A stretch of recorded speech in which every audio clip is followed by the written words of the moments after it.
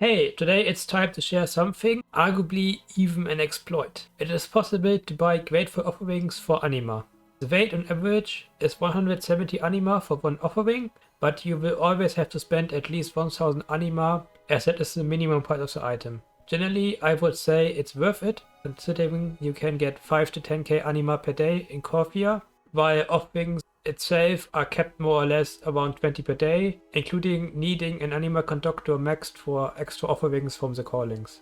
Anima, on the other hand, you can semi-AFK farm in Corvia and probably can get even more in the new 9.2 zone. Either way, it's up to you to decide if it's worth it or not.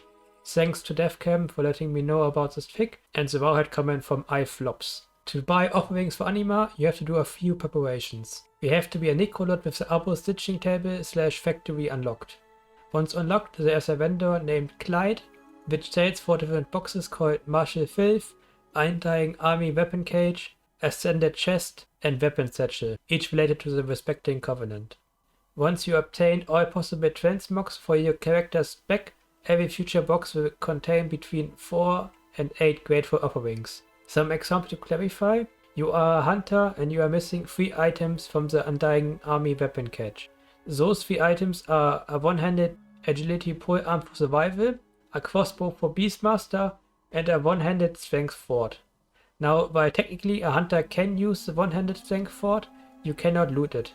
That means to loot the offerings, you only need to loot the crossbow and the polearm. As usual, I highly suggest to use the All the Things add-on to check if you are missing an item from a box or not. The boxes require reward reputation with the stitching faction, which is received from completing weekly quests from the Abos itself. There are 16 weekly quests in total, and the amount available to you depends on how many Abos you have crafted. The stitching factory itself doesn't increase the reputation gain, however gives you the option to unlock more abominations. To craft the Abos, you need superior parts, which come from either completing weekly quests from the Abos itself, 1 weekly is 1 part, or from your mission table if you completed 8 adventure missions or more. Malleable flesh is second reagent for them. It can be looted from any humanoid mob.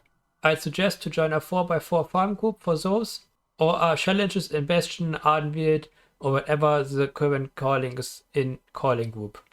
Another kind of obvious tip is to use the box where you have almost all items, or probably even already have all items, so you don't need to do any extra farming. So if I had no items, for example, and I would be on my hunter on a Necrolord, I would take the Code of Harvester box, as those only had 1 green item, which I can gamble if I want to. Green has the highest chance.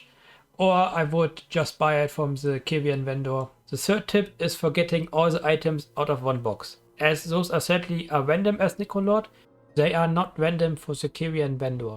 If you join the Kyrian Covenant and build your Path of Ascension to either rank 1 or rank 2, you will unlock some vendors where you can specifically buy the items you need. That way you won't have to gamble any boxes and get the correct items. If you do not have a Kyrian with Path of Ascension yet, I recommend to use a warrior if possible, since warriors can unlock almost every item except glaives and wands. Ventier and Nightfall also have options to unlock the items, however their methods are even worse than Necrolord. Overall, as you can see, it's quite the investment, but that's because grateful offerings from any source really is a huge investment.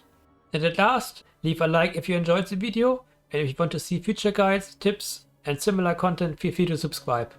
Have a good day, bye!